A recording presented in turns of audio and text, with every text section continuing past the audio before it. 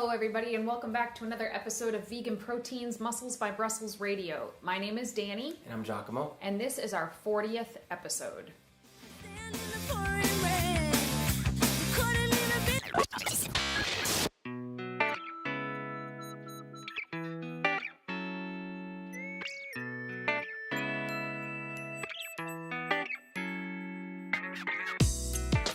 I gotta tell you, Danny, I have been really interested in seeing how your contest prep will continue to unfold. It's been such a wild ride for you. I mean, it hasn't, it hasn't. In some ways, it has been like the weirdest contest prep ever, but in other ways, it's been the most chill contest prep ever. So it's been just about 6 months. I'm starting my third diet break today, actually, which I'm very excited about. So over the course of the, I guess, almost 6 months, 25 weeks, I believe it's been so far. About between 4 to 5 of those weeks haven't been in a diet, so it's actually only been about 20 weeks of actual dieting. And because they've been spaced out, up until this last few weeks, it really hasn't been that hard in terms of adherence, like sticking to the macros, being hungry, low energy, like those things haven't happened until a couple of weeks ago when you saw it hit me kind of like a brick wall. I mean, 2 out of 25 weeks, like, I'll take that. And now we have a 10-day diet break. And then after that, I believe, comes the final leg of this contest prep where we are for sure going to hit it pretty hard and hopefully have a decent competition season. My shoulder, I got a cortisone, an anti-inflammatory shot under x-ray in my shoulder, and it has made my shoulder about 80% better over the last couple of weeks. So what that means is hopefully I won't have to do bikini. Hopefully I will actually be able to do figure. I made a whole YouTube video about that cortisone shot and my frozen shoulder and all of that jazz. But now that my shoulder is about 80% better, it's clear to me that that shoulder has also shrunk. So now I have this left to right imbalance that I'm gonna take this diet break, eating, over 2,000 calories for the next 10 days, and I am going to work the shit out of it and try to like re-pump it back up full of glycogen and all of that jazz so that hopefully I don't look lopsided on stage. That's really the only... It's really the only hurdle that I foresee from here to not being able to come back better than I did in 2015. And it's a big hurdle. It's a pretty big hurdle, but if I can get my conditioning to be better, hopefully that will make up a tiny bit for a small imbalance in my shoulder. Yeah, I mean, a portion of your conditioning is going to be dependent on how much muscle you can maintain on your frame, which obviously is dependent on how you can train that side of your body to keep symmetrical. Symmetry has always been your strong point. Outside of that, I agree that your dieting down has been incredibly chill and successful, because the less stressful your dieting down is, the more body fat that you're going to shed. Like, the more easily it's going to happen. Ultimately, the more conditioned you become, and the more sane you'll be, as sane as anyone can be deep into a contest prep. But outside of that is the part that was like got me constantly on the edge of my seat. Like, how is Danny going to continue to keep this moving target of like, what's the end result of when she steps on stage? Is she going to see this vision through? There's so many uncertain variables. Like, I feel like every other prep both you and I have been on, there's been like a clear end goal in sight. We've worked towards it, and that's been it. Like, whatever it is, it is.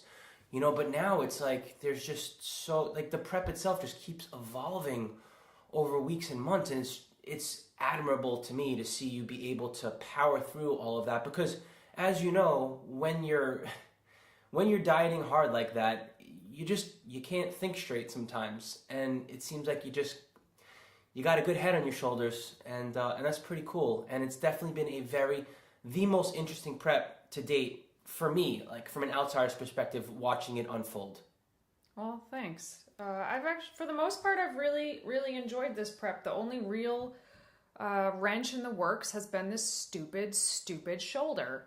And it's shoulders are arguably the most important body part in figure competitions. And it's one of my stronger body parts generally.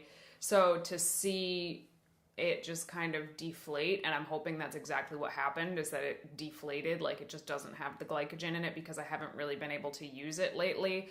So that's been kind of depressing and, you know, a bit of a bummer, but I do hope that over the next 10 days I will be able to just sort of re-inflate it. Like, I don't think that I really lost a lot of muscle or strength, but I think that when you don't use a muscle, it doesn't need to store a bunch of nutrients. It doesn't really partition your nutrients to the muscles you're not using. So hopefully being able to use it a lot more over the next 10 days in a caloric surplus will hopefully just kind of fill it back up a little bit. So we'll see. But as of yesterday, I started actually looking at shows from the end of July on, which means once this diet break is over, I assume we're going to hit it pretty freaking hard for the 6 weeks that follow that, and just, you know, sort of let the chips fall where they may, and I will just keep competing as long as I keep feeling and looking good. So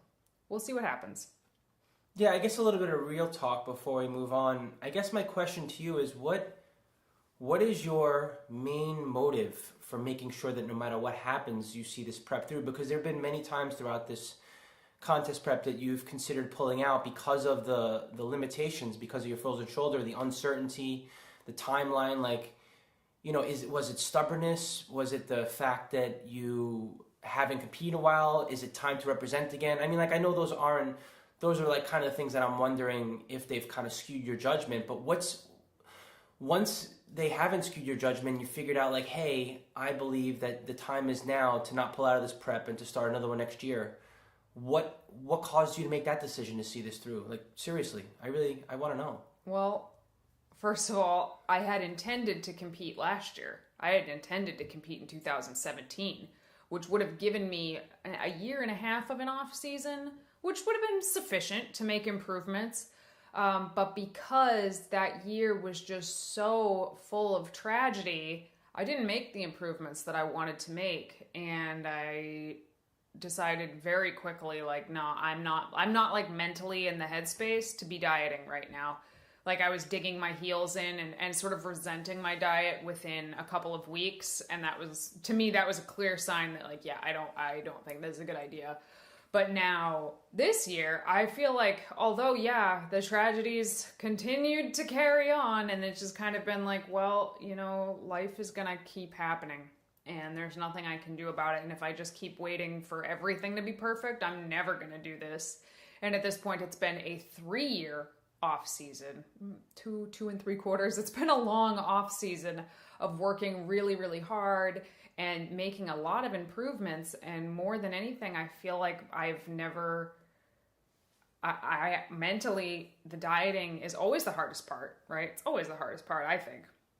And it hasn't been hard literally at all until this past week. This past week was the first time in almost 6 months that I've felt myself sort of reaching for food past what my macros allowed. But I mean, it took almost 6 months to get to that place where a lot of people are a couple of weeks into their competition prep. And I attribute that to a lot of reasons. This prep is just outlined in a way that I think is better suited to me personally. But also that I've done a lot of work on my own relationship with food over the past several years. And I finally feel like I'm in a place where food has, I don't want to say food has no power over me, but it has very little power over me compared to how it used to. And I just, you know, I love the coach I'm working with. I love the experience of working with him. And I loved the approach that I knew we were going to take. And because if at the end of the day, if I wasn't even able to step on stage, which I am going to be able to, thankfully, but if I hadn't, then I would have just had a really badass photo shoot and maybe several badass photo shoots. And that would, you know, that's always helpful when you work in this industry to have like new sets of pictures where you look really damn good. But outside of that, like, I just felt like it was time to see where I could take my body mentally while keeping myself, take my body physically while keeping myself mentally like 100 all the way through. So That's pretty cool. You know, you did a lot of mental work and you really wanted to see that through and see where you could take it. That's really neat. And, you know, knowing you as well as I know you, where you take risks, but you don't take like very They're calculated risks. Yeah, and this was not a calculated risk. Like, remember when we got into the orthopedics office and they were like, hey, this thing could like go away in 6 months, it could go away in 3 years. Like, that's not calculated. And the fact that you went for it, that's pretty neat. Meh, what do I have to lose? No. Anyway, this is a real juicy podcast we have for you guys, and that's actually why it's coming out a week later than we intended, is simply because like it's a delicate topic and it's one we've wanted to talk about for I don't know, well over a year at least, but it's a difficult topic and we weren't really sure how to approach it. But here we go. This topic needs to be broached and we're going to do it. We're going to talk about steroids. We're going to talk about steroids in bodybuilding. We're going to talk about steroids in veganism. And we are going to just dive right on in. Yeah, you know what? This really is a delicate topic and something that I have been interested in since I was 14 years old, actually. Like, since before I even started lifting weights. Because when I grew up, the steroid culture amongst my peers was pretty aggressive, you know, and I would go into class and I'd hear my friends talking about how they were going to start doing a cycle here and there. And I don't know, 3 to 8 weeks later, they would come in and they would look like different people. Unrecognizable, like their entire bodies changed. I was like, damn, that is crazy. I think it's important before we actually get into this topic to explain we are in no way, shape, or form steroid experts, performance enhancing drug experts. Like, in all truth, we know very, very little about performance enhancing drugs. We're both natural athletes. I think we're both lifetime natural athletes. Yeah. Are you? Yeah. Did you ever do any of those pro hormones?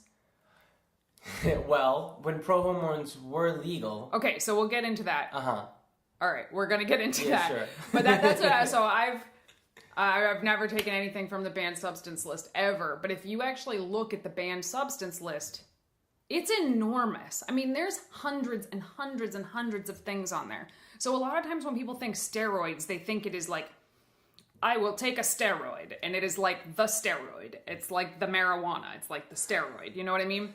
But it's not really like that. There's so many different kinds of performance enhancing steroids, hormones, fat burners, recovery tools. Like, there's a million different ways to take performance enhancing drugs. So, I mean, sometimes you have to be careful, even as a natural athlete, that maybe a prescription that your doctor prescribed isn't on the banned substance list. I have actually had a client who is a natural bikini competitor, and she failed a drug test because she was on spironolactone, which her doctor had prescribed her for her acne, because it's a banned substance, because some people use it as a diuretic. So my point here is there's a lot of different ways to not be considered a natural athlete. Yeah, Giacomo and I we couldn't possibly know everything about all those things. So this is going to be a much more general conversation about the topic of steroids within the bodybuilding and within the vegan communities. Let's begin with the fact that you and I are not judging anybody. It is your body. It is your choice to do with it whatever you want, and we really, really believe that. Just because we have chosen to be natural does not mean that we in any way look down on people who have chosen a different route. You know, and I feel like that is not necessarily the consensus. We're in a community that is entirely based on ethics, like on the whole, veganism. And, you know, people definitely have strong opinions about the best way to represent veganism. And I feel like in the recent years, people have been a lot more flexible, understanding like, hey, someone's decision to not exploit or consume animals, maybe we don't necessarily align with their standpoint, the way that they're doing things, representing, but we will support them. What I'm saying is, like, you have some people in the vegan community that literally get upset if they think that someone representing veganism is using steroids. So we all want to see veganism represented as best as possible, but there's so many different ways to do that, and a lot of times we can get stuck in our own way of representing veganism or representing health or representing fitness, and our way isn't necessarily going to reach everybody. So we need to sort of respect that there are other ways to reach people. And you see this in all kinds of activism. You see the super passive sunshine and rainbows activism. You see the, hey, look at what's going on inside of slaughterhouses activism. You say the, hey, look at what my muscles can build on plants activism. And everything in between, and none of them are wrong. Correct. Because every one of them is going to, get new people to be interested in what we are trying to promote here, which is a lifestyle that doesn't use animals. Okay, and the elephant in the room is that there are, in fact, vegan bodybuilders who use steroids. And this is something that nobody wants to talk about or knows how to talk about. Well, wait a minute. Hold up. It's not that the community doesn't know how to talk about it. It's that no one is talking, not even the people who are using steroids exactly. are talking about it. Yeah, I think Why? You're so, there's so many reasons that this is so difficult to talk about in a way that isn't just a jumbled mess. And 𝐬𝐿𝐫𝐿 and I have these conversations together and alone so frequently. So here's the thing. The bodybuilders at the top, like the IFBB, going to the Olympia, bodybuilding category, we all understand. I think even people that don't know anything about fitness understand, hey, those people are using drugs. Like, you mean no one's questioning if Phil Heath has used steroids before? I'm pretty sure, even some random person off the street would be able to tell that. Okay. But I would argue that almost all of the bodybuilders at that level, from figure on up, have used something that would be on the banned substance list. And that's a generalization, and there could totally be outliers that maybe aren't. I've heard of a few. And I know of a few, personally. So this isn't saying if you are IFBB, you are taking steroids. That's not true. But it's mostly true. What also is true, because I've looked at the contract myself, and it is clearly expressed in the contract, even on an amateur level, on the NPC level to IFBB and beyond, you literally cannot talk about the fact that you use steroids. If you do, you cannot compete. Why? Because steroids, from a legality standpoint, you can't consume. They're illegal. You can be prosecuted for using steroids. Yeah, people go to jail. Victor Martinez was in jail. He's one of the top 10 bodybuilders in the entire world. He's done time more than once just for having steroids. Okay, so regardless, let's say you have a doctor who knows how to write the right kind of scripts to give you as many steroids as your heart can desire. Still, it's odd. It's weird because in that regard, you're doing something that's completely legal. However, the NPC and the IFBB do not want it to be associated with it. They do not want to paint that picture. So they refuse. So it's this weird situation where you are, on one hand, encouraged and rewarded for the results you get from taking performance-enhancing drugs, and on the flip side of that, never fucking talk about it. Never mention it. Because it makes the NPC and the IFBB look bad. Sponsors don't want to sponsor somebody who's open about their drug abuse. So on a personal level, it can financially hurt you to talk about taking performance-enhancing drugs. And it's illegal.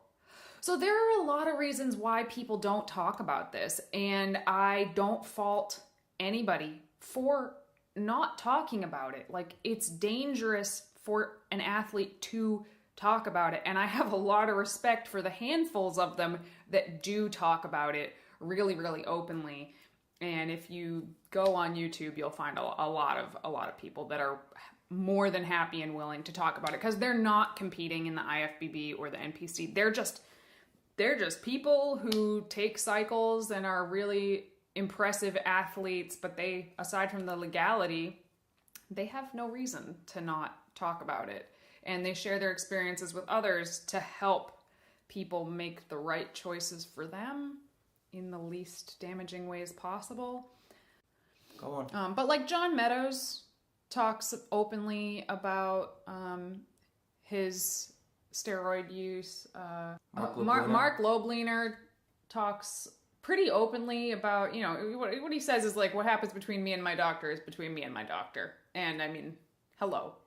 That's what that means. So, and I think that is like so incredible that there are some people out there that have the chutzpah to actually talk about it. But there's lots of reasons why people don't talk about it. Mm-hmm. But that doesn't mean that it's not happening. And when I was younger and a starry-eyed wannabe fit chick, I would look at these women and I would be like, wow, one day I'm going to look like that.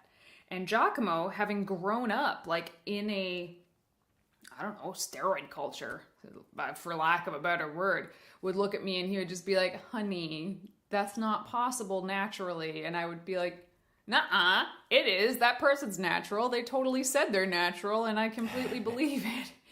And I'm talking about the women on the cover of Oxygen magazine, like who have actually been airbrushed to be softer than they are in person, which I only realized when I met some of them in person. And I was like, oh yeah, that's not achievable naturally once I actually met them in person. And it took several years to start to realize, you know, what is and isn't achievable naturally. And I'll be honest, it kind of took the wind out of my sails a little bit, because I did think that certain things were possible that maybe are possible for some, but probably weren't going to be possible for me as a former obese girl. I was probably never going to look like Nicole Wilkins circa 2014. You see, and I think to me, this is the biggest gripe that I have, not with the people who use steroids, with the culture and fitness in general, the fact that it's swept under the rug, because, you know, morality aside, because like I said, it's your body, your choice. More than anything for me, it's the fact that it really skews people's perception of their own image and what they can do with their body when they see these larger-than-life characters out there achieving. And I don't mean like the people who are taking like $30,000, $40,000 a month worth in steroids, because those are the people who make it to Olympia on top of the fact they're genetically blessed. Like they exist on all levels, people who use steroids, recreationally, aggressively. I mean, even at our own gym. Yeah. At our own gym that we go to that costs us, $15 a month for a membership, that's still loaded with people, men and women, who use various degrees of performance-enhancing supplements, so to speak. And it's hard because you never know. I mean, there are some things that could be considered like a dead giveaway, but here's the point at the end of the day. You never know. You just never know. And that crosses the lines between vegan and non-vegan athletes, which brings us to the big topic within our own community is like, you see an article go viral and it's like, look at all these vegan bodybuilders and what they're able to do. And you go to the comment section and comment after comment after comment is like, oh, well, are steroids vegan? Like, yeah, anybody can look like that if they take steroids, accusations. And oftentimes the people in the article, like, we know a lot of them personally. And we know, that most of them are natural. And we know that, like, for 100% certainty, having, like, lived in close proximity to many of them, trained with many of them regularly. So as a vegan, you want to be like, hey, they're natural, they're 100% natural. But the fact is that not everybody, not all of the vegan bodybuilders are necessarily natural. And this isn't a bad thing. So we are 100% not about to go on a non-natty witch hunt. That is never going to happen from us. I could give two shits about who is using steroids and who isn't, and who's like, who looks questionable and who doesn't. Like, I don't care. And you probably shouldn't care either. Because in terms of veganism and activism, we need and want and should have vegans representing in all arenas, from, you know, your local natural show that gets 20 competitors all the way up to the Olympia stage. We want people everywhere. But the knee-jerk reaction is always to say, well, they're natural, they don't take drugs, they're vegan, they only eat plants. And when your immediate reaction is to say that, it often kind of makes us look stupid. Like we're just so naive. And I get it because I was that naive.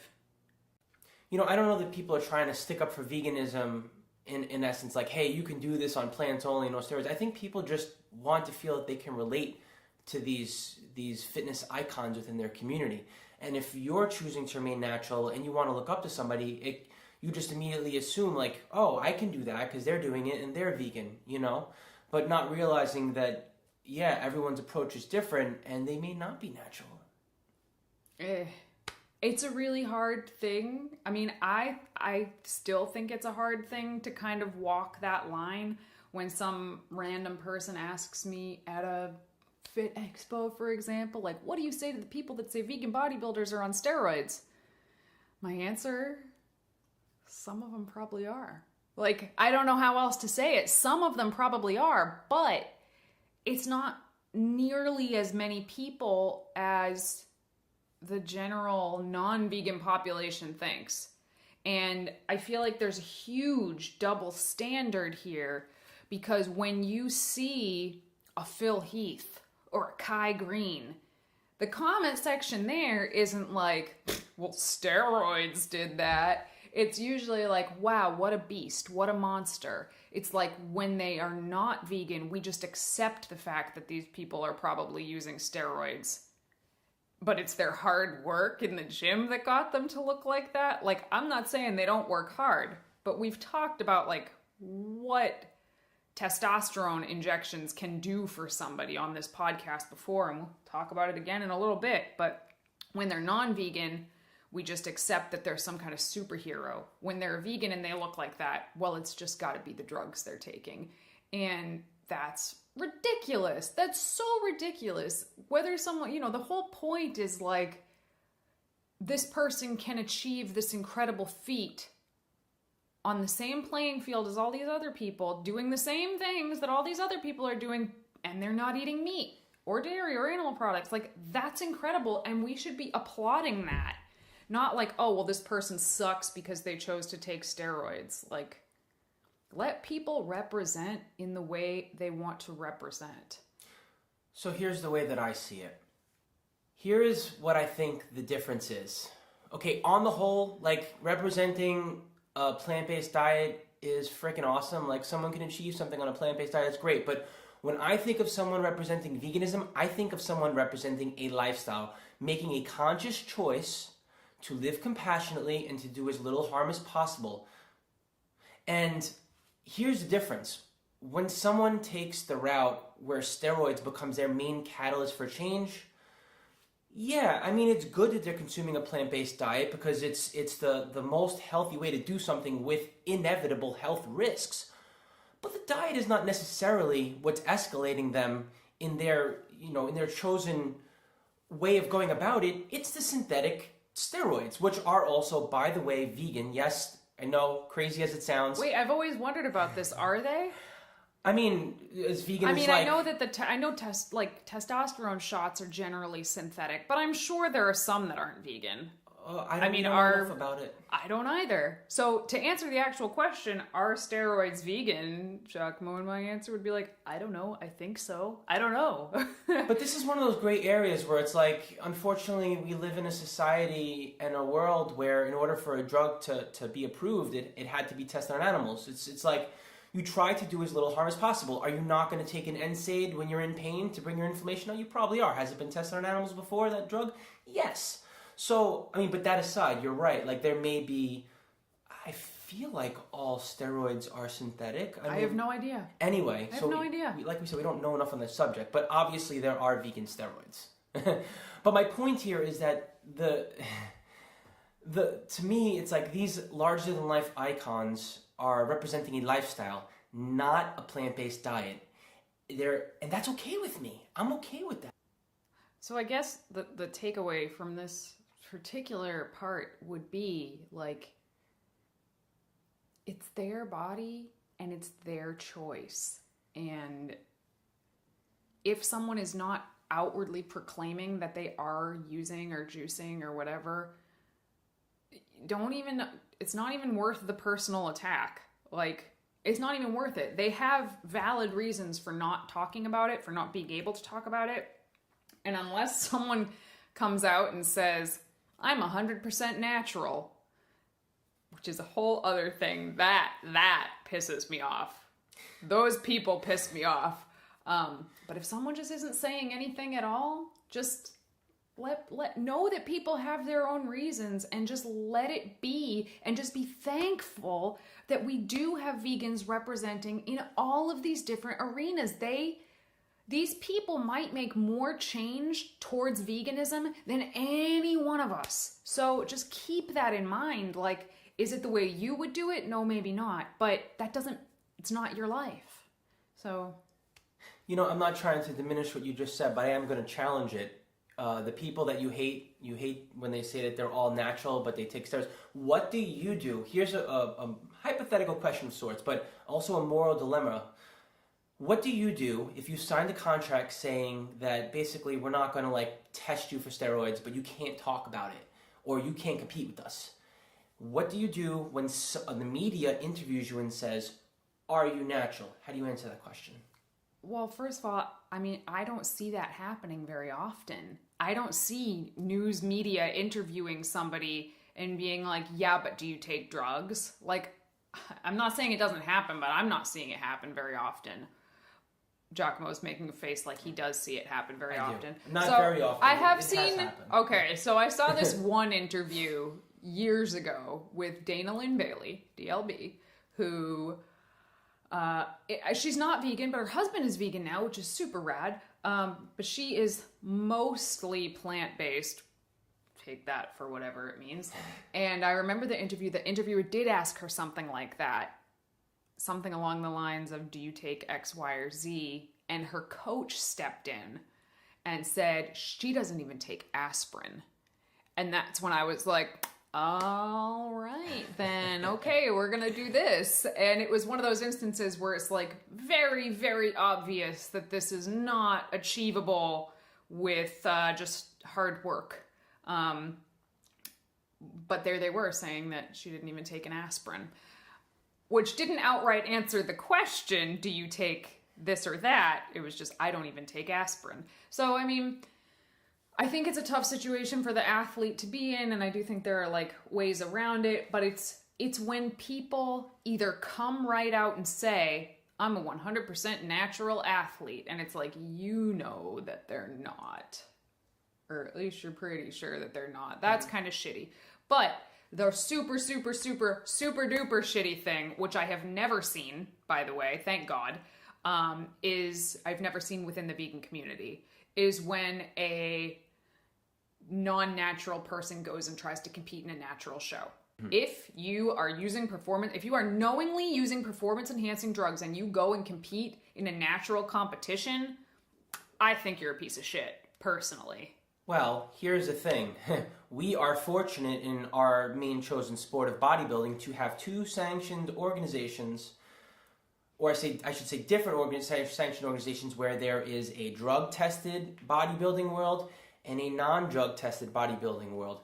Unfortunately, when it comes to pretty much every other sport in the world, they don't really exist. Like, to get to the top, to get to the elite, like, you're dealing with a playing field that isn't level, and you're probably not going to be there, whether it comes to cycling, CrossFit, powerlifting. Like, I've had these conversations with these elite lifters, and it's kind of like one of those things that just isn't spoken. It's like, well, these people just have to like test clean, and that's all we really give a shit about. In bodybuilding, because it's the only arena that exists. In bodybuilding, there are two separate arenas. We are very, very fortunate in this sport. Yeah, but that's what I'm saying is, like, in other sports, but outside of bodybuilding, you compete where you compete. You're probably going to go up against people on drugs, right? It's going to happen.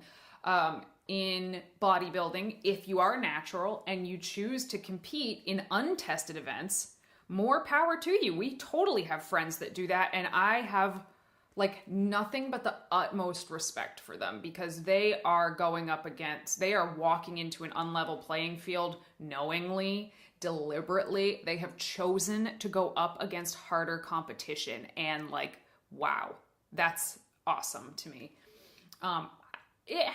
However, if you're the person who is using performance-enhancing drugs and choosing to go be the big fish in the small pond, so to speak, and go compete in natural, tested events where you take a polygraph that says, I didn't take any of these things, you suck. Like, what a shitty thing to do. I'm sorry. I mean, luckily, like I said, I've seen this happen, but never with a vegan. Like, I've never seen a vegan actually do this. So, yay, that's exciting. But I have definitely seen people be disqualified from natural shows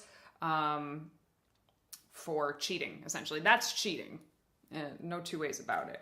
But I want to take this whole thing and I want to flip it around, all right? I want to take this whole discussion and I want to flip it on its head, because I feel like once you realize how many people there are taking performance-enhancing drugs. Like I mentioned, the wind got sucked out of my sails, right? Do you think we generally let that get the better of us and feel like, well, I'm never going to make it. I'm never going to be able to compete with this person because they're using and I'm not. So we kind of lower our own expectations of ourselves. You know, unfortunately, when it comes to the sport, body dysmorphia runs rampant in general, and it's only fueled by anything it could possibly be fueled by. And seeing people who have enhanced their frame beyond, like, the human genome, seeing these images is just going to skew your own personal image of yourself. Like, it's probably going to happen. But here's what I think, and here's what I see. Those non-natty witch hunts. Is this person using? Is this person using? There's a whole freaking website, nattyornot.com, where they post pictures of people and people vote on whether they think that person's natural or not. And it's ridiculous because there are a lot of people being called out as steroid users who are not steroid users. Like, their physique is totally achievable. So I think that yes, you need to understand that there are a lot of people using a lot of stuff, and that's fine.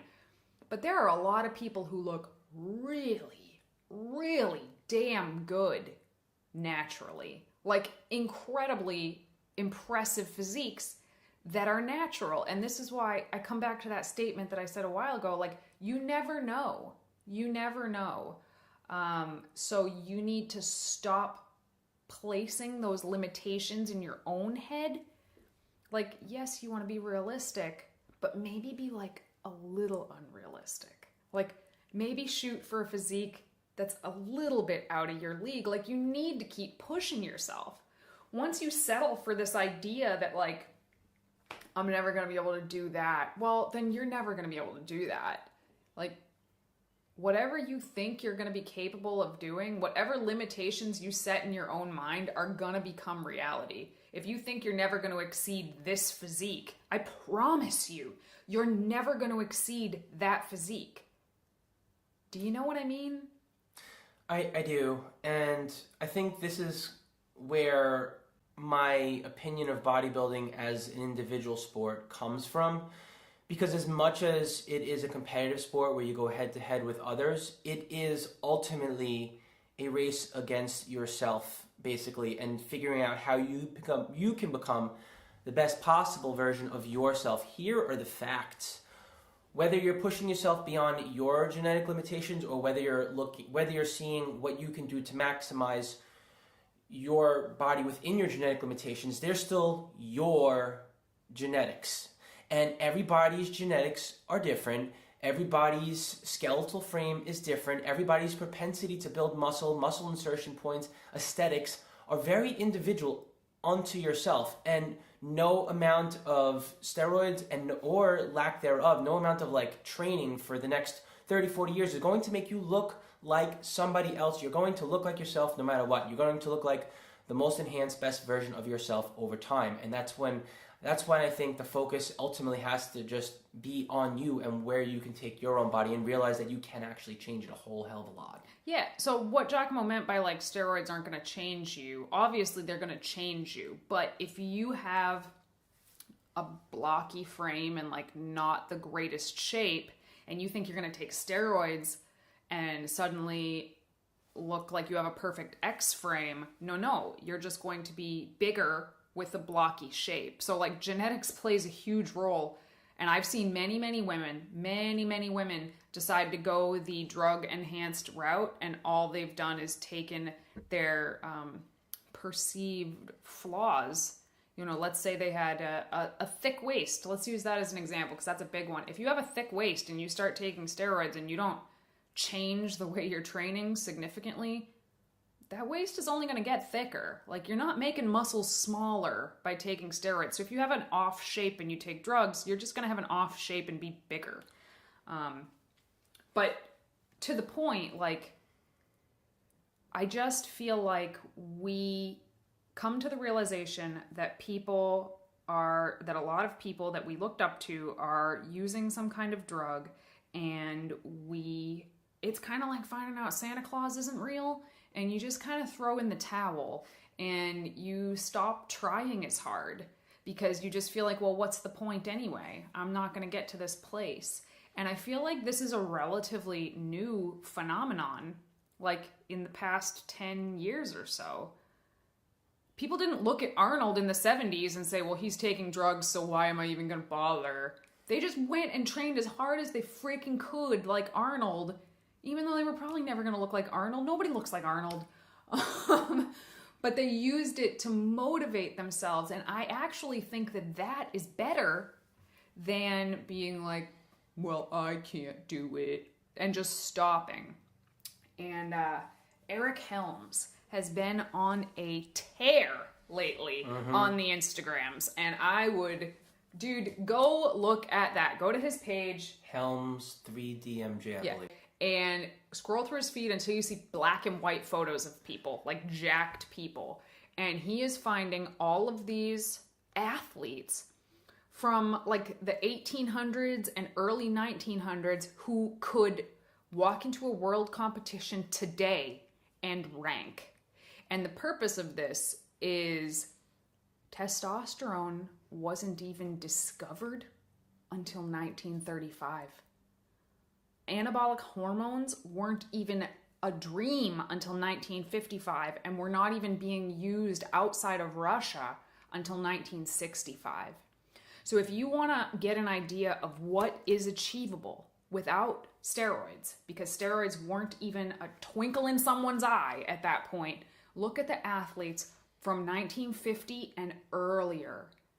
Men, women performing incredible feats of strength with incredible muscularity and leanness, and steroids weren't even a thing. Testosterone wasn't even known about at that point. So a lot of the limitations of this, are they natty or are they not?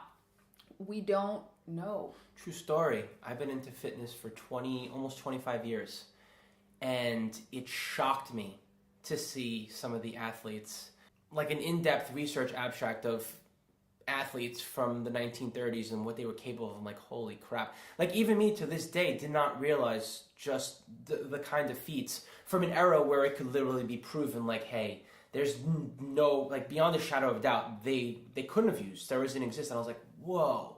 So that was definitely inspiring for me. Yeah, and it's like you didn't even realize that you were starting to fall into that trap of anytime you see somebody who looks real good or is really strong, just immediately think, oh, well, they must be using something. And I think a lot of us fall into that trap. And when we do that, all we do by looking at other people and just a knee-jerk reaction of like, oh, they're using, all we do is set limitations on ourselves by doing that. It doesn't hurt the other person. They're clearly thriving without your opinion. All it does is make us put ourselves down in our own minds. And, you know, it's like we're trying to bolster ourselves up by putting someone else down and saying like, well, they only achieved that because of drugs. And it's not true, because I've seen people use drugs and achieve mediocre physiques and strength at best. The hard work that gets put in does matter. Like, it matters. I'm not saying it's the only thing that matters, as proven by that study we've talked about before, where they split 40 men up and they had 10 men sit on the couch and do nothing. They had 10 men go to the gym and train. They had 10 men sit on the couch and get steroid injections, but not lift. And then they had 10 men go to the gym and lift and get steroid injections.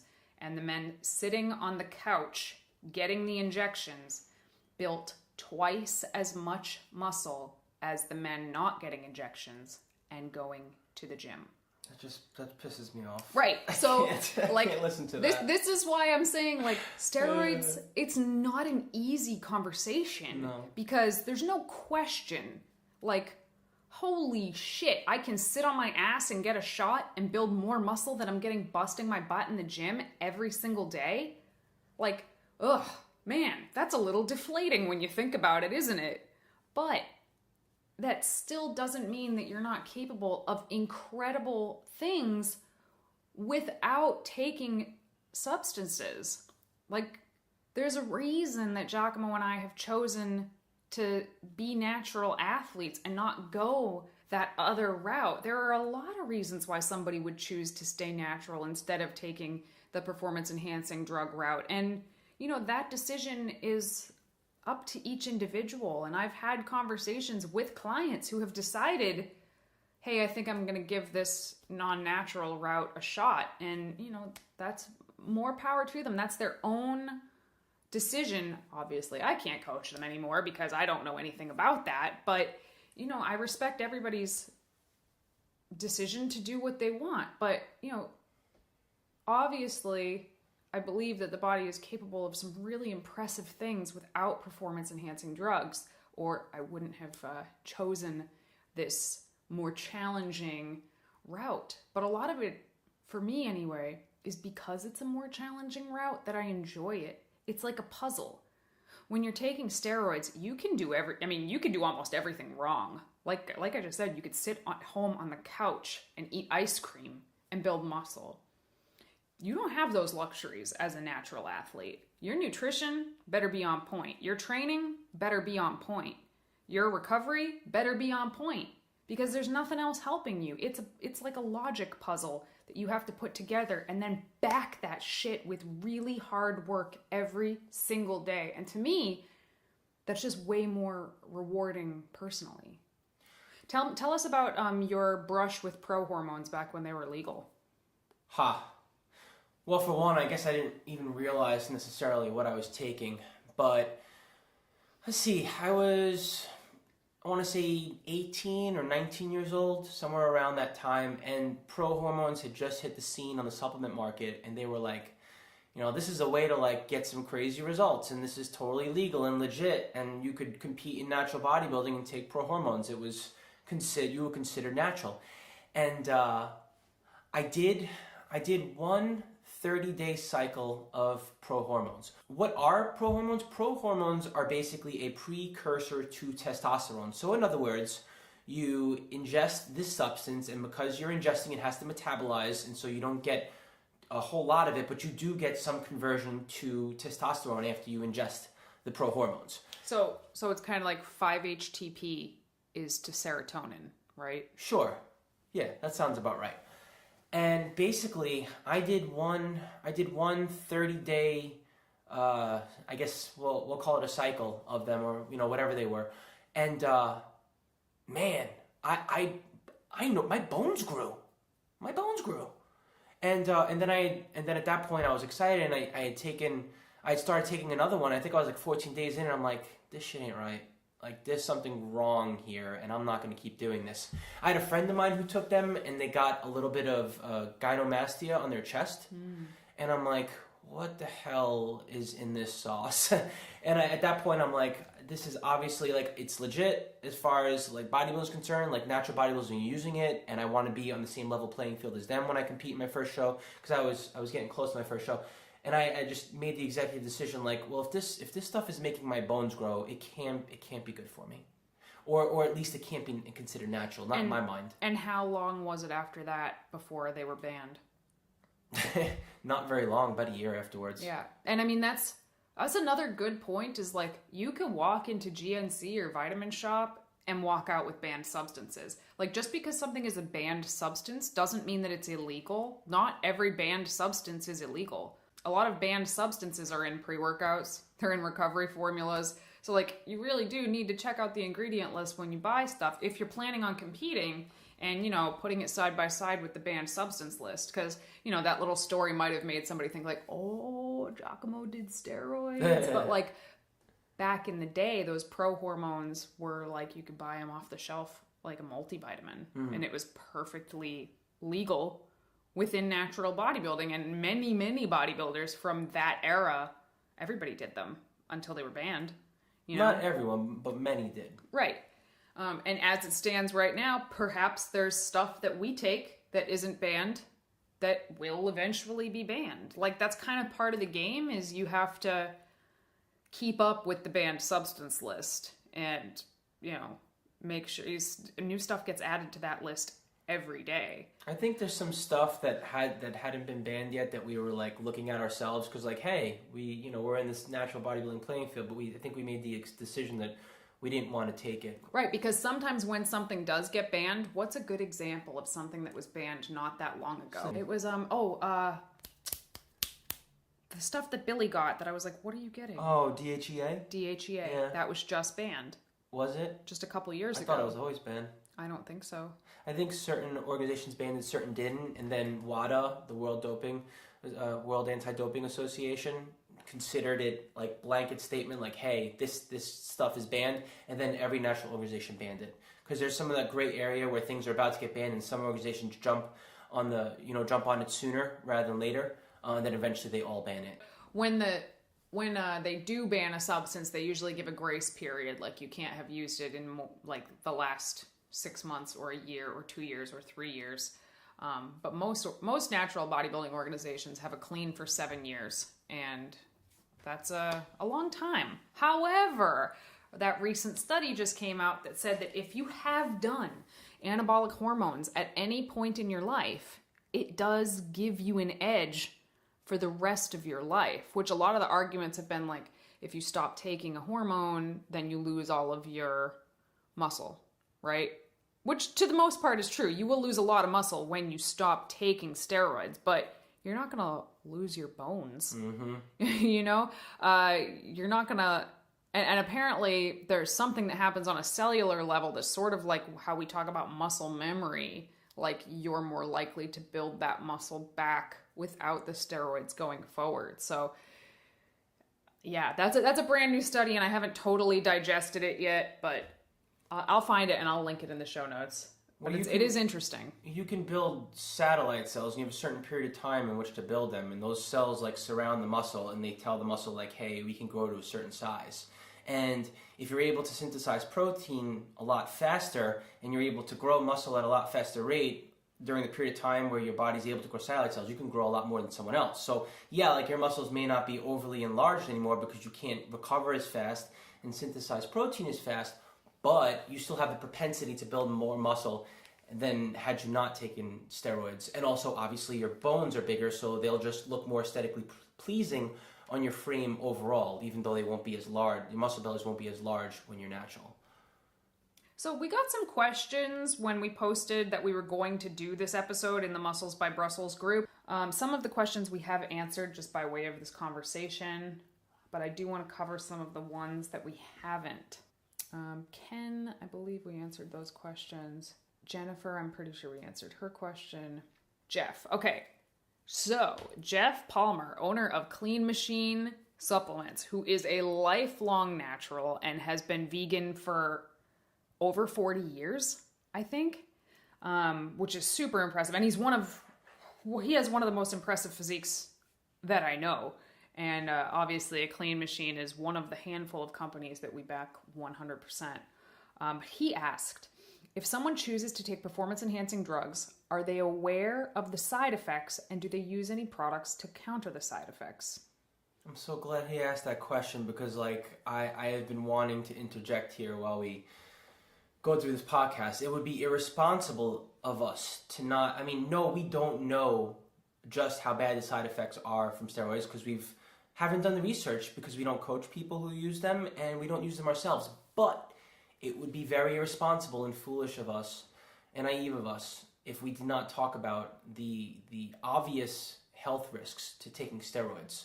So steroids, they grow your muscles, which is cool, right? But they don't just grow your bones and your muscle bellies. There are other muscles in your body that steroids grow, and it's proven that, for example, steroids grow your heart. And an enlarged heart is a precursor to heart disease. You don't. I don't really understand why. I just know that it is bad, and I do know that it can increase your cholesterol, which is obviously not good, and it's obviously hard on your kidneys. And you want to keep your kidneys as healthy as possible. So if you're constantly taxing them to metabolize steroids, that can't be good. And you can grow tumors on your liver. Like, there's all sorts of side effects, more than just the superficial, like the acne and the change in mood from changing your hormonal profile. Also, here's one other thing that I think is very important to note. If, like anything else, your body knows how to manufacture hormones and regulate them on their own, your endocrine system functions the way that it does. If you take steroids a handful of times, even, 2, 3, 4 months in a row, you are at risk of your body never being able to properly produce testosterone again, thus putting you in a position where 10 years down the road, you may be forced to tell your doctor, hey, I need testosterone replacement therapy because I have a poor libido. And it's because you took steroids earlier in life, and now you're basically forced. Well, a lot of times when you take testosterone, as a man, when you take testosterone, your body tries to sort of counter that by producing more estrogen to keep those in balance. So then you're producing excess estrogen, and should you stop taking that testosterone, then you're kind of estrogen dominant, and that's where a lot of that gyno comes from, and a lot of other hormonal problems. So, like Giacomo just said, we only halfway know what we're talking about here. This is not something we have studied in depth. But in my limited research, it seems like, do people know about the side effects? I think it really runs the gamut. Some people have coaches who have no frickin' business being coaches, who just suggest drugs to their clients, male, female, new, advanced, doesn't matter, like they're candy, in replace of actual knowledge about training and nutrition. So those people probably have no idea what they're getting themselves into.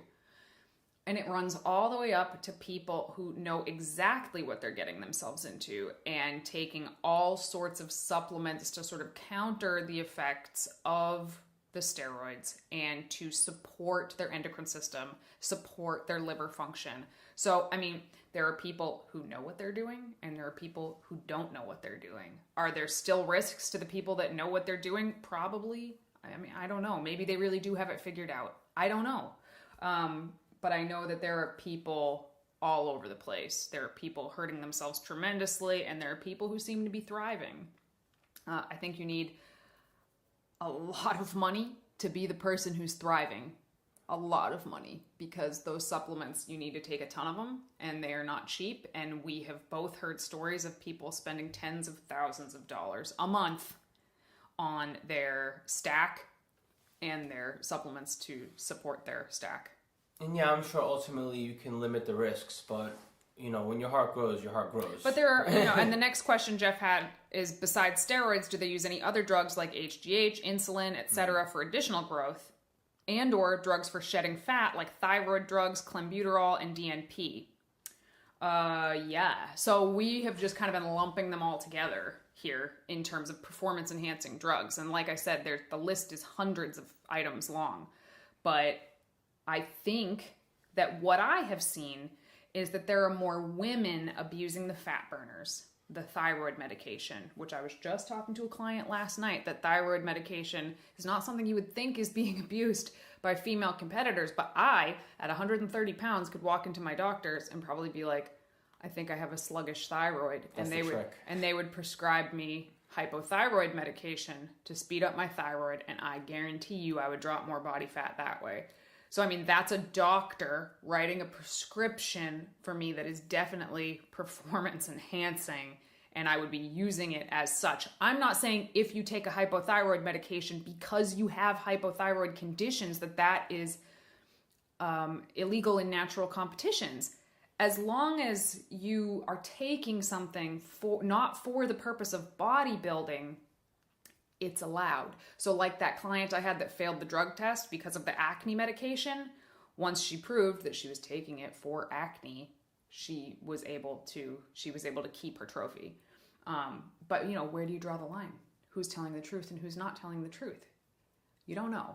So we have these polygraph tests in place to try and weed the liars out. But as I'm sure many of you know, I'm sure it's possible to falsely pass a polygraph. I don't know how, because I go in there telling the truth and I'm sweating from every orifice and like nervous and stuttering. So I don't know. But yeah, I assume that if somebody is taking a cycle of something, that they're probably open to taking cycles of all kinds of things and using all kinds of enhancements to help them get to where they need to be. Well, that's kind of an interesting topic that I've seen within the culture of steroid users, is like you can get to the point where it becomes a lazy person sport, so to speak, like where you could diet down hard or you could take this fat burner, which one are you going to do? And there are some people that actually, like there's levels of this shit, right? Yeah. Like you have people who use steroids that still do the hard work, and other people who use steroids and also use steroids in replacement of the hard work. But now, that DNP, isn't that the shit that melts you from the inside?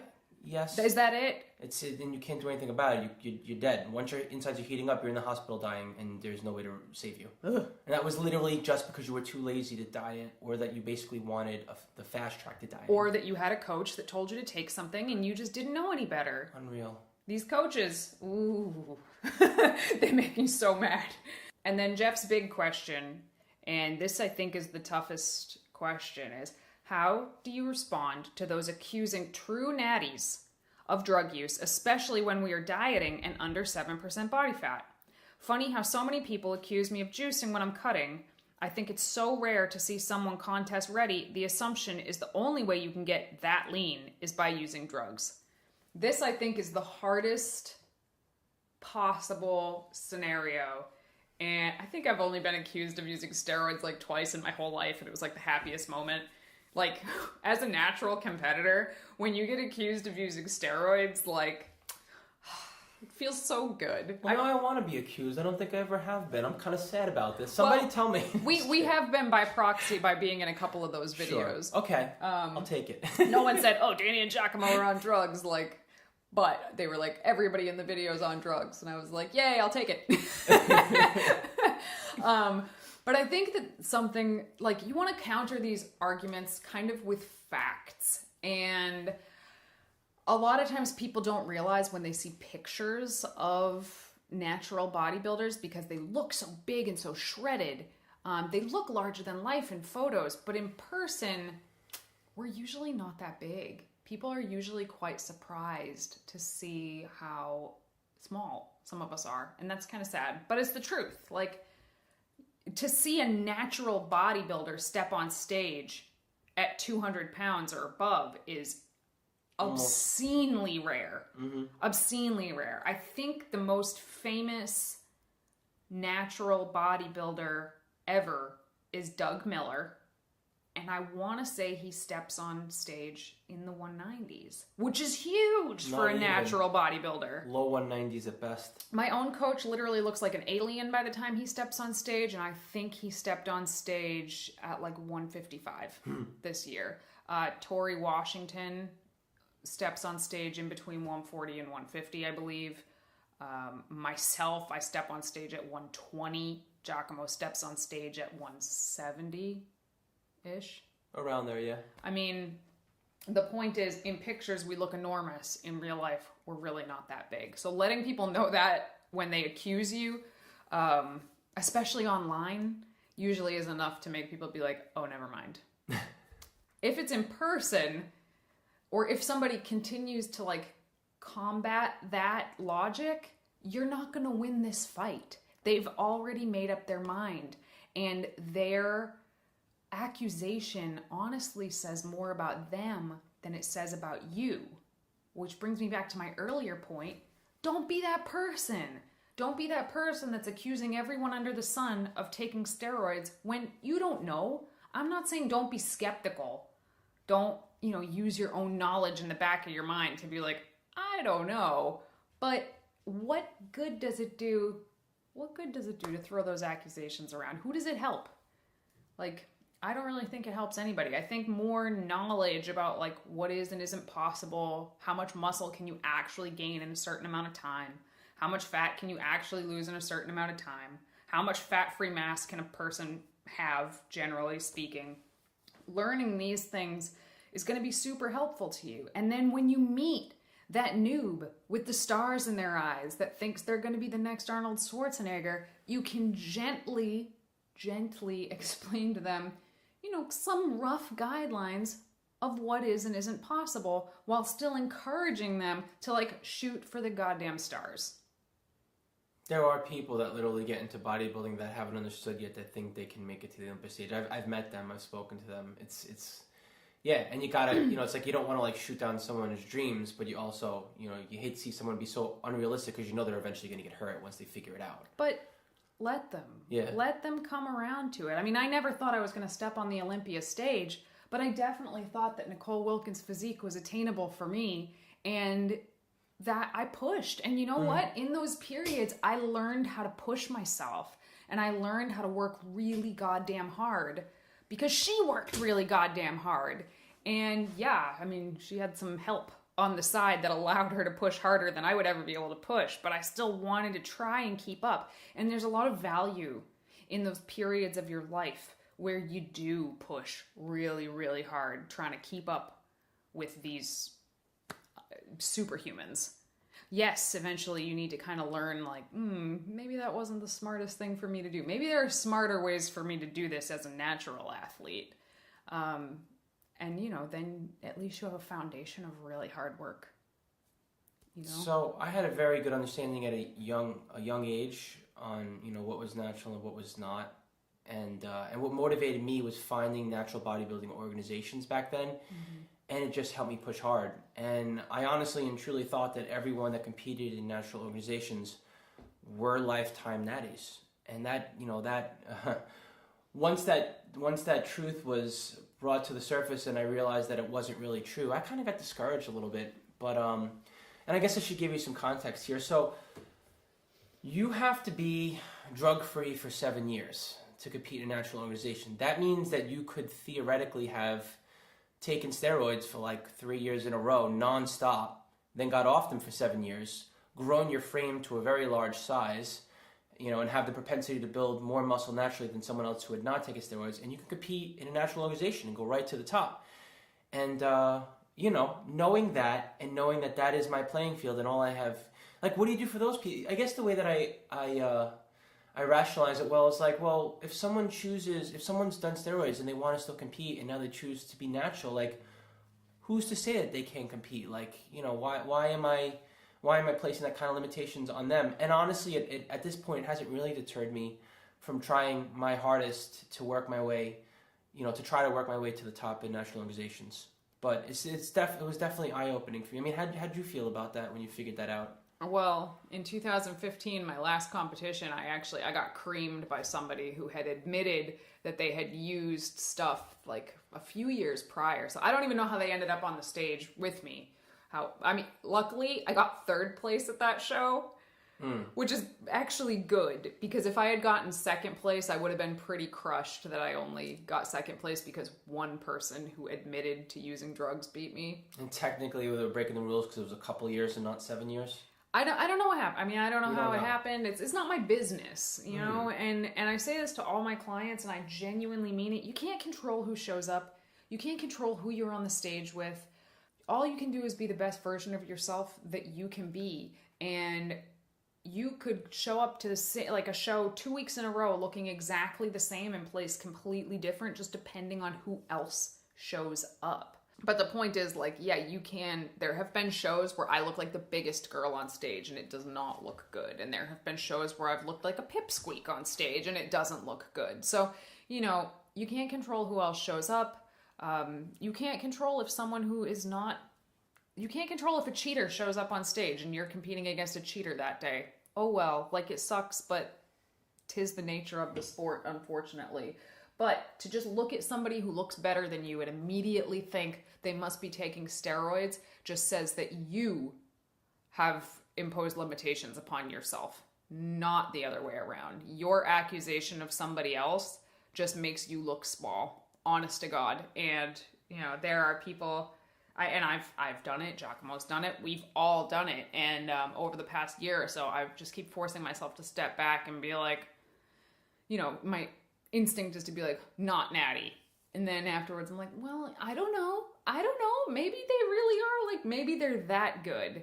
And I find that mindset, whether I'm right or wrong, that mindset of maybe they're that good motivates me a hell of a lot more than, oh, well, they're juicing and I'll never be able to do that. Like, that doesn't help them. That doesn't help me. That doesn't help anybody. So, you know, use your own knowledge, be skeptical, but continue to aim higher and continue to take the high road whenever you can. And personally, I think that's probably the best way to go. Anything else you want to add? No, I mean, yeah, we could talk about this for hours, and we probably will after this podcast, as we continue to do when it comes to all things fitness related. But yeah, I feel like we've covered a fair amount of our thoughts on this subject. And obviously, this is an ongoing conversation, not just between us, but in the community. So feel free to reach out to us, join the Muscles by Brussels radio group on Facebook, and we're going to continue the conversation there. You could send us email, stay in touch with us on social media. Like, we like to continue to delve into these topics as they evolve, and we'd love to hear your thoughts on it.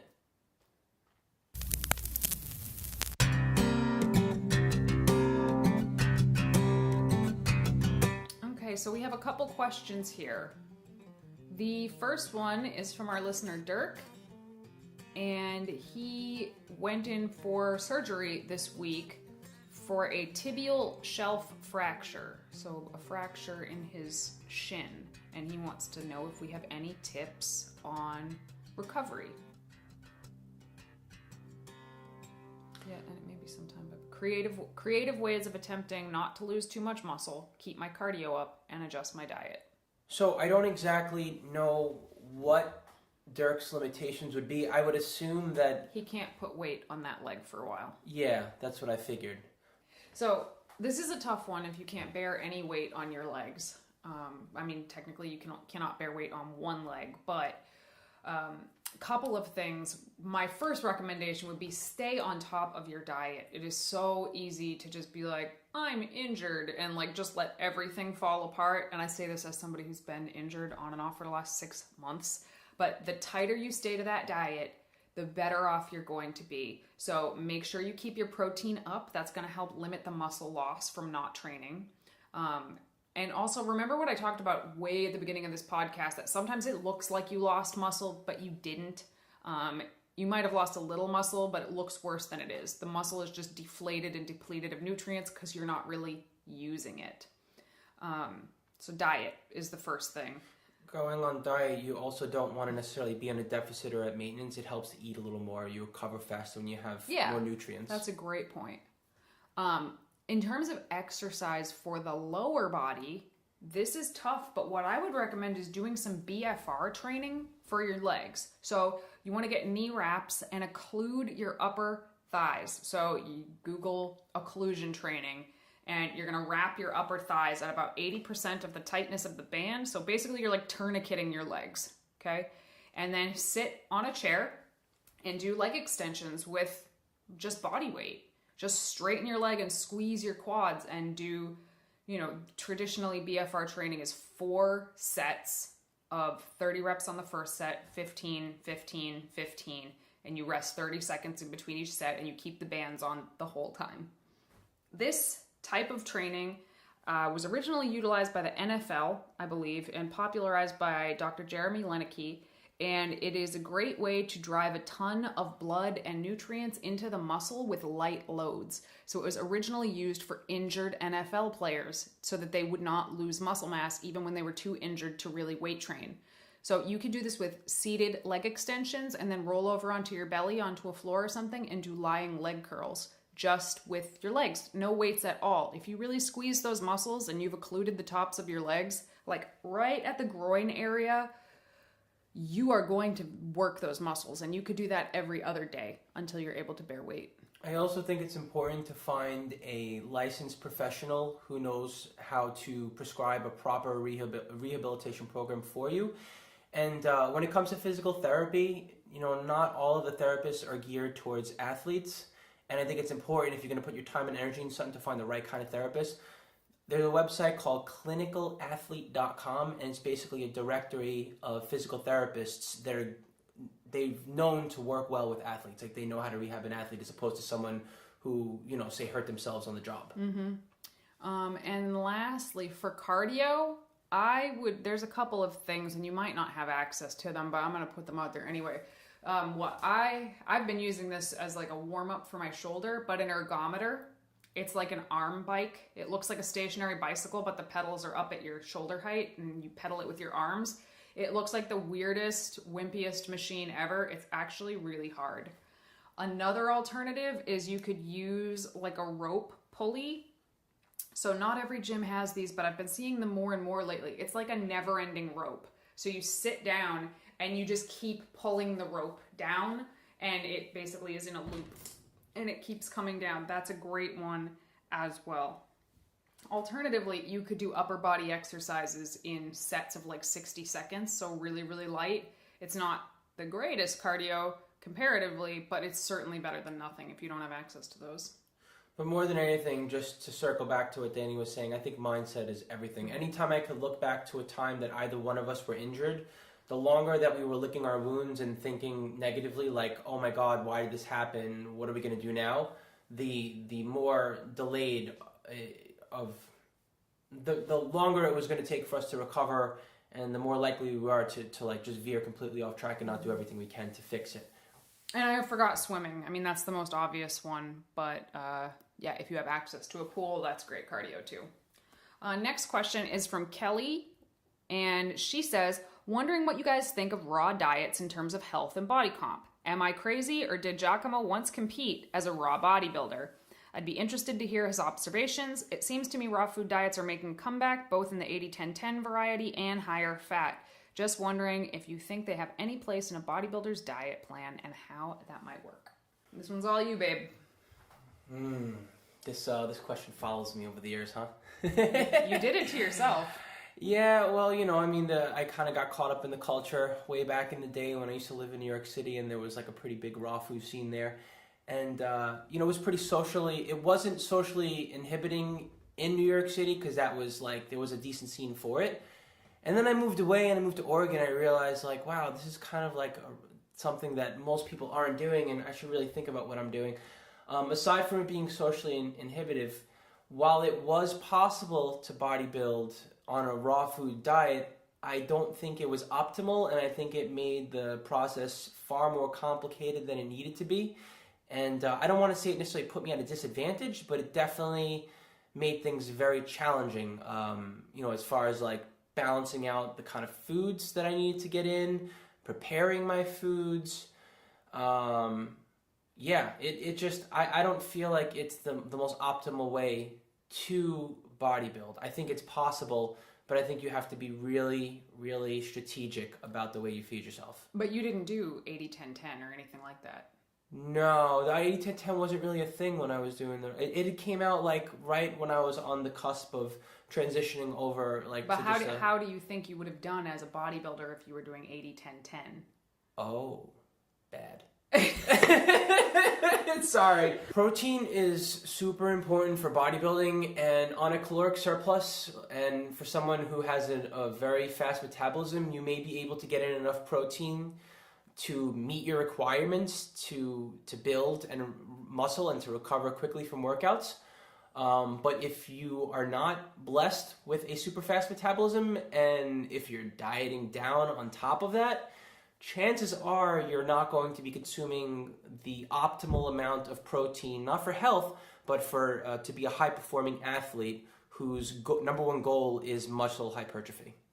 And just like 80-10-10, we've talked about before, the percentage breakdowns are super, super misleading. If you're a small woman and you're eating 1,400 calories and getting 10% of your calories from fats, that's like 15 grams of fat. That's not enough for health. That's like 30 grams of protein. That doesn't even scratch the surface of what you would need for bodybuilding. And it's low for health too. So, I mean, the number of calories is really what matters in terms of like, what does 80-10-10 mean? Because if you're eating 4,000 calories, it's a totally different story. So anything that's like spouts a percentage-based diet, I tend to think is kind of not great. And the people who promote it tend to not often know what they're talking about. Is 80-10-10 really making a comeback? I hope not. Why in the world would anyone want to limit themselves to eating only carbohydrates to the detriment of their health? I don't get it. I mean, there are higher fat versions of it, but ultimately, I think that since you are the only, that I know of anyway, to this day, competitive raw vegan bodybuilder that has ever existed, yes, it's 10 years later, you would assume that you would look better now than you did 10 years ago. But the difference from your last competition as a raw vegan and your first competition as a cooked vegan is like night and day. That alone, I think, is very, very telling. Yeah, I mean, the truth of it is that I obviously learned a lot more about nutrition in general. But of course, as I learned more about nutrition, I realized that doing it that way wasn't necessarily the smartest way to do it either.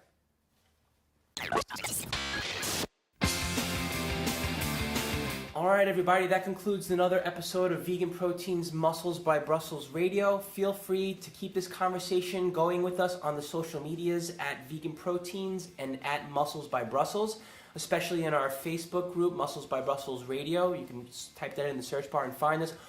Also, we have finally taken the plunge. And by we, I mean Danny. I actually have not been brave enough to put myself on video yet, but Danny has been making some very, very cool videos and talking about a lot of stuff on the YouTube. So you can feel free to go to YouTube and search for Vegan Proteins and hit the subscribe button, and you'll be up to date with all of the videos that Danny's putting out there, and hopefully you'll see some of me out there too in the near future. Thank you so much for tuning in. Once again, my name is 𝐬𝐮𝐬𝐫𝐿, And I'm Danny. and we'll see you soon.